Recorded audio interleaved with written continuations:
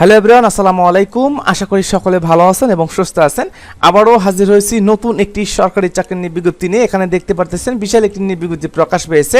এখানে সমাজ সেবা অধিদপ্তরে সম্পূর্ণ নতুন একটি সরকারি চাকরির নিয়োগ বিজ্ঞপ্তি প্রকাশ পেয়েছে, যেখানে পদের সংখ্যা দেওয়া আছে 1485 জন। এখানে 1485 জন লোক নিয়োগ করা হবে। বিশাল একটি নিয়োগ বিজ্ঞপ্তি প্রকাশ পেয়েছে, সার্কুলারটি সংশোধিত নিয়োগ বিজ্ঞপ্তি। এখানে আমরা দেখব যে পদের সংখ্যাগুলো দেওয়া আছে। প্রত্যেকটা পদে আপনারা এসএসসি, এইচএসসি, অনার্স ডিগ্রি পাশে, এমনকি অষ্টম শ্রেণী পাশ করলেও কিন্তু এখানে আবেদন করতে পারবেন। আর আবেদনের পদের সংখ্যা ভিত্তিক প্রত্যেকটা পদে 200, 300, 400 এইভাবে কিন্তু লোক নিয়োগ করা হবে। বিশাল একটি নিয়োগ বিজ্ঞপ্তি প্রকাশ পেয়েছে সমাজ সেবা অধিদপ্তরে। আমি নিয়োগ সম্পর্কিত সকল তথ্য নিয়ে আলোচনা করব, অবশ্যই শেষ পর্যন্ত ভিডিও দেখার জন্য চেষ্টা করবেন। এখানে মূল পর্বে সমাজ সেবা অধিদপ্তরে 1485 জন লোক নিয়োগ করা হবে। আমি আগে পদের নাম, পদের সংখ্যা বলে দিচ্ছি এবং শিক্ষাগত যোগ্যতা বলে দিচ্ছি। আমি যদি উপর থেকে আসি, দেওয়া আছে প্রধান সহকারী পদে 18 জন লোক নিয়োগ করা হবে। এখানে স্নাতক ডিগ্রি থাকলে আবেদন করতে পারবেন। কম্পিউটার অপারেটরে 4 জন লোক নিয়োগ করা হবে। স্নাতক ডিগ্রি পাশ করলে আবেদন করতে পারবেন। কম্পিউটারে মুদ্রাক্ষরে 25 এবং 30 শব্দ গতি সম্পন্ন থাকতে হবে। 7 লিপিকার কাম কম্পিউটার অপারেটর, এখানে 5 জন লোক নিয়োগ করা হবে। এখানে আপনারা আবেদন করতে পারবেন। তারপরে সহকারী শিক্ষক 3 জন লোক নিয়োগ করা হবে। স্নাতক পাশ করলে আবেদন করতে পারবেন। ইনস্ট্রাক্টর এখানে 2 জন লোক নিয়োগ করা হবে। এখানে স্নাতক ডিগ্রি পাশ করলে আবেদন করতে পারবেন। তারপর দেওয়া আছে ইনস্ট্রাক্টর ফর ট্রেড কোর্স, এখানে 3 জন লোক নিয়োগ করা হবে। এখানে উচ্চ মাধ্যমিক পাশ করলে আবেদন করতে পারবেন। তারপর দেওয়া আছে স্টোরি টাইপিস্ট মেশিন অপারেটর, এখানে 1 জন লোক নিয়োগ করা হবে। উচ্চ মাধ্যমিক পাশ করলে আবেদন করতে পারবেন। 7 মুদ্রাক্ষরিক কাম কম্পিউটার অপারেটর, এখানে 4 জন লোক নিয়োগ করা হবে। স্নাতক ডিগ্রি পাশ করলে আবেদন করতে পারবেন। তারপরে এখানে পরবর্তী পেজে আসেন। তারপরে এখানে দেওয়া আছে যে ফিল্ড সুপারভাইজার 30 জন লোক নিয়োগ করা হবে। গ্রাজুয়েট টিচার এখানে 14 জন লোক নিয়োগ করা হবে।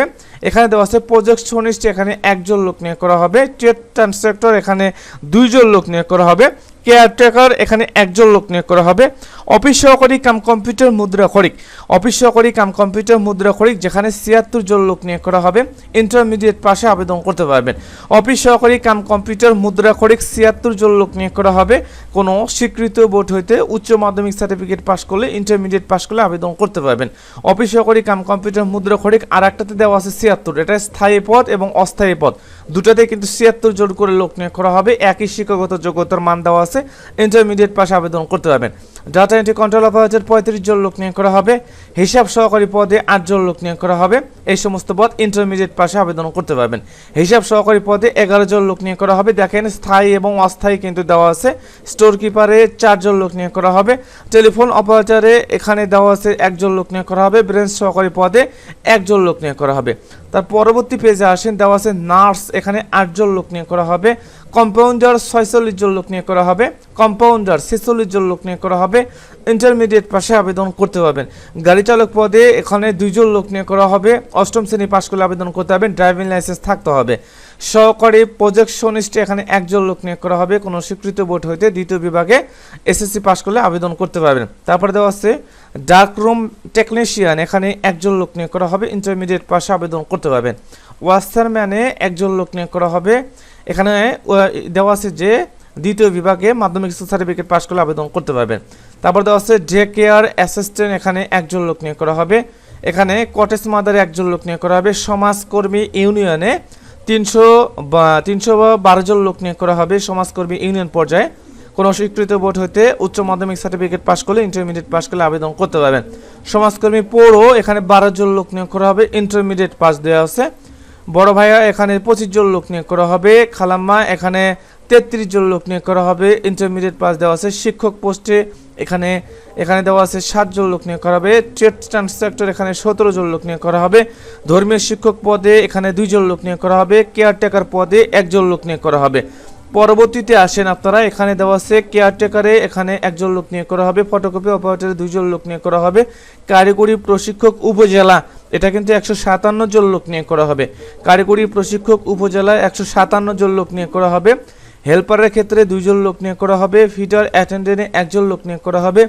আয়া পোস্টে 5 জন লোক নিয়োগ করা হবে, অ্যাটেন্ডেন্টে 2 জন লোক নিয়োগ করা হবে, দারোয়ান পোস্টে 4 জন লোক নিয়োগ করা হবে, নিরাপত্তা পরিপদে 15 জন লোক নিয়োগ করা হবে, বাবুর্চি পোস্টে 20 জন লোক নিয়োগ করা হবে, সহকারী বাবুর্চি পোস্টে 2 জন লোক নিয়োগ করা হবে, মালি পোস্টে 1 জন, পরিচ্ছন্নতা কর্মী 4 জন এবং অফিস সহকে 478 জন লোক নিয়োগ করা হবে।